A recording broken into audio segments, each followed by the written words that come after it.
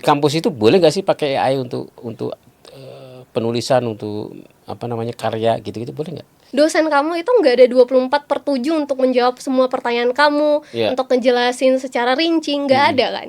Mm-mm. Jadi yang bisa kamu gunakan adalah si AI ini.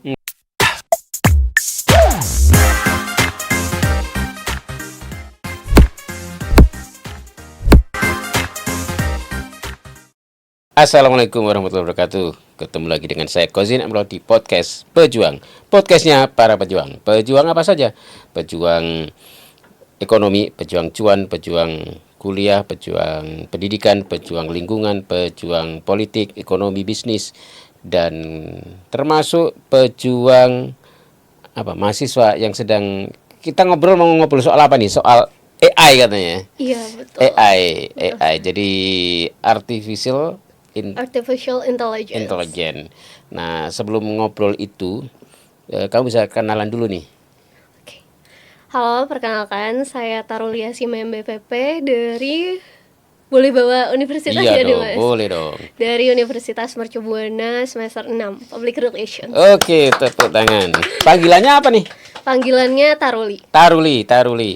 Nah, Taruli, kita ngobrolin soal kamu sebagai sosok mahasiswa yang kemudian seringkali ada pertentangan nih soal penggunaan AI ya di kampus ya. Betul. Jadi di kampus itu boleh nggak sih pakai AI untuk penulisan, untuk karya gitu-gitu, boleh nggak?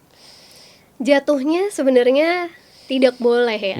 Dan narasi yang digunakan adalah kalau pakai AI diparafrase. Padahal sebenarnya kalau kita telaah lebih jauh, penggunaan AI itu bisa lebih dimanfaatkan lagi.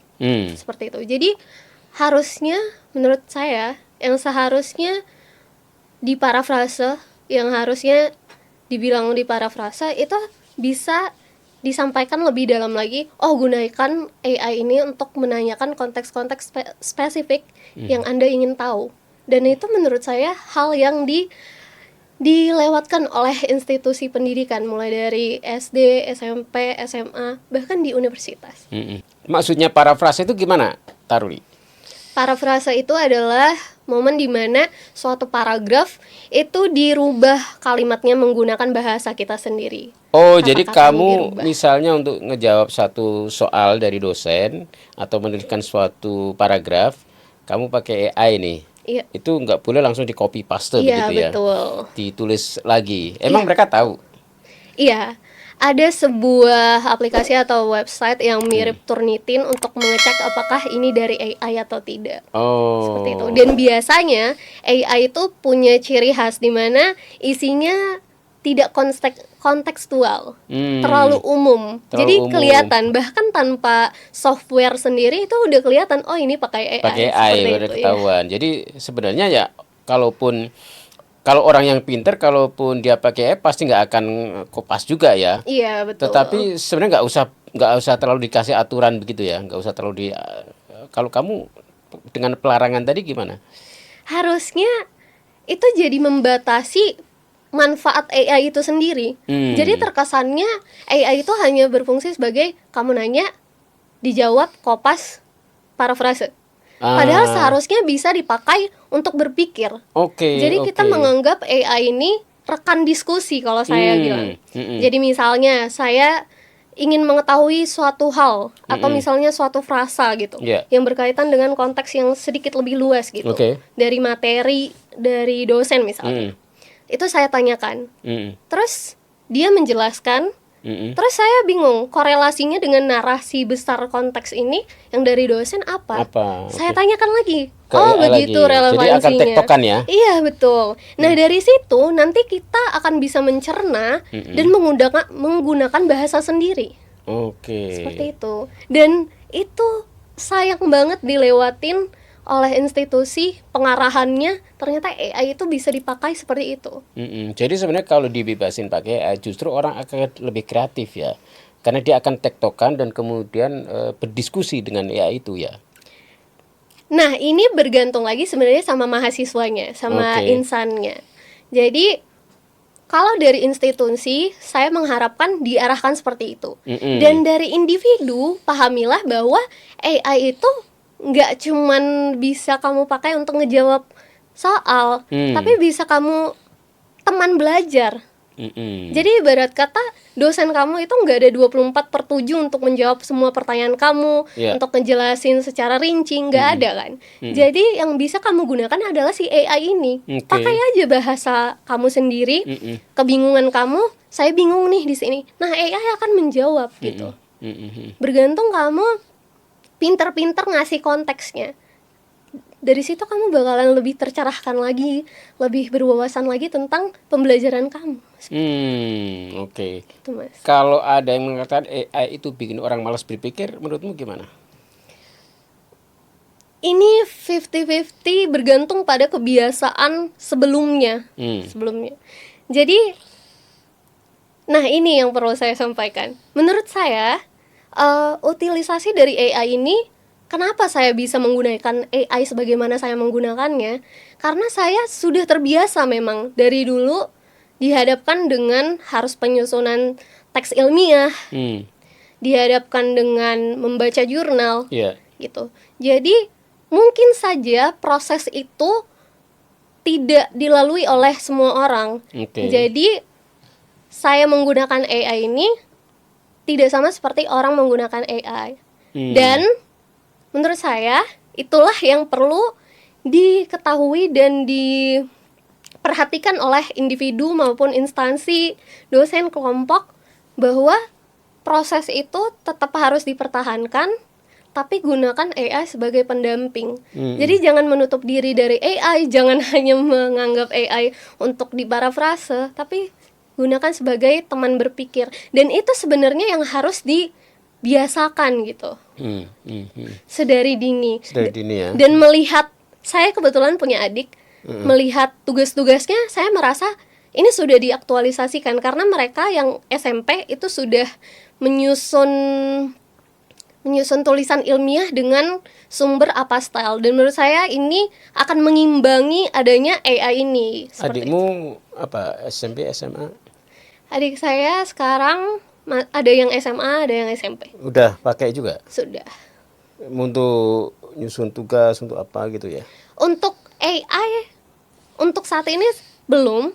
Tapi karena dia sudah memasuki, sudah difasilitasi oleh sekolah untuk menggunakan jurnal, jadi proses yang saya bilang tadi itu akan membantu dia untuk terbekali dulu sebelum berhadapan dengan AI. Ya, artinya karena sejak SMP, SMA anak ini terbiasa atau diperkenalkan dengan tulisan-tulisan yang ilmiah, jurnal tadi, maka ketika once upon time dia ketemu dengan AI, dia sudah terlatih ya untuk menggunakan AI itu sebagai teman berpikir. Bukan teman untuk malas berpikir ya. Tapi teman berpikir ya. Aplikasi AI itu kan banyak. Kalau menurutmu yang kami paling nyaman apa? Untuk yang terbaru sebenarnya saya baru nyoba 2, Mas. Ada Deep AI sama ChatGPT. Nah, kalau Deep AI itu perlu pengarahan yang lebih mendetail secara kontekstual. Nah, kalau yang ChatGPT sudah cukup lebih pintar lah, lebih advance gitu. Dan ya begitu. Ini menjawab mimpi saya dulu. Jadi dulu saat SMP, itu saya lagi jalan ke pasar sama orang tua saya, dan saya punya pertanyaan-pertanyaan di kepala saya. Dan saya jadi mikir, andai aja ada satu sosok yang bisa saya tanyakan semua hal, tidak terbatas pada profesinya, entah itu dia guru matematika dan sebagainya, bidang lain, andai aja. Jadi saya bisa nanya gitu, rasa penasaran saya terjawab. Dan sekarang terwujud ya. Jadi itu waktu itu kayak anak kecil ya, pengen punya Doraemon lah ya. Bener. Yang semua serba bisa ya. Iya, bedanya gitu. Ini jawaban. Iya, ini jawaban dan sekarang jadi kenyataan ya. Jadi kadang memang pemikiran kita atau mimpi kita waktu kecil yang seakan-akan waktu itu nggak mungkin terwujud, dengan perkembangan teknologi akhirnya jadi terwujud. Iya. Betul nggak? Saya waktu kecil itu juga pernah punya mimpi kan gini, kalau kita berkendaraan itu pasti ada roda. Rumusnya kan begitu ya. Iya, betul. Sepeda, motor, mobil semua ada roda. Saya waktu kecil sudah punya mimpi bagaimana orang berkendaraan tanpa roda. Yaitu apa? Terbang. Terbang gitu ya. Bukan pesawat tapi orang per orang. Dan rupanya sekarang orang begitu, bisa. Ada drone itu ya. Iya. Drone yang membuat orang itu, drone yang bisa terbang itu begitu. Jadi waktu itu mungkin nggak mungkin, tapi ya perkembangan teknologi membuat itu jadi kenyataan. Mimpi-mimpi waktu kecil itu. Iya, betul. Itu sangat jadi penggunaan AI ini saya gunakan saat semester akhir ya, semester 5, semester 6. Awalnya saya berpikir, nggak apa-apa, saya mikir aja sendiri kayak gitu.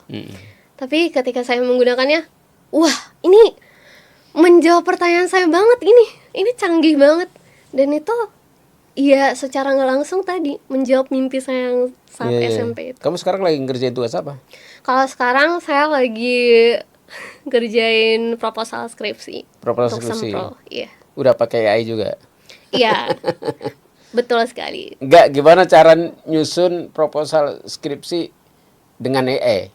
Apakah kamu cukup tulis tolong susunkan skripsi? Oh, enggak dong. Jadi saya susun dulu. Saya susun dulu latar belakangnya sampai bab 3. Setidaknya di bab pertama dulu. Saya susun dulu.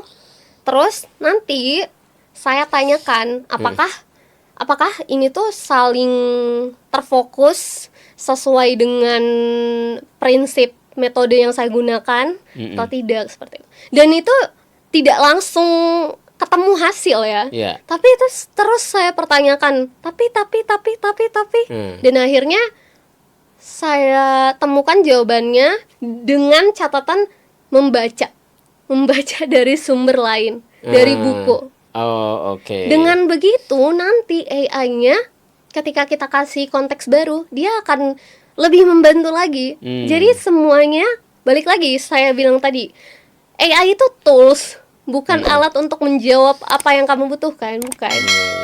Gitu. Jadi misalnya kamu udah nyusun nih paragraf untuk pendahuluan, biasanya kan latar belakang sampai bab 3 gitu ya. Kamu masukkan AI begitu, kamu tanyakan, ini saling konteksnya masuk nggak nih gitu ya? Betul. Kemudian habis itu kamu tanyakan lagi begitu. Salah satu hal yang saya tanyakan adalah apakah ini tidak terlalu luas? Apakah ini perlu dimasukkan? Seperti itu. Dan ini semua sebenarnya bisa teman-teman notice umum atau kontekstualnya itu dengan teman-teman membaca referensi skripsi, referensi jurnal, referensi buku, tetap diperlukan. Jadi referensi itu kan bisa kamu masukkan ke AI juga ya untuk dia pelajari nggak? Bisa kan? Sebenarnya dia itu udah tahu, tapi karena kita tidak kontekstual, jadi dia tetap harus membutuhkan bantuan kita untuk pengarahan. Oke, cara ngarahinnya gimana?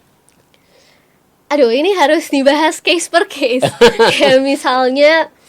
kayak misalnya konteks budaya. Konteks budaya itu kita pakai konsepnya siapa. Nah, itu setelah kita tentukan, baru nanti si AI-nya bisa menyesuaikan misalnya latar belakang. Itu pasti akan ada setidaknya perubahan kecil karena kita udah menambahkan konteks baru dengan referensi baru.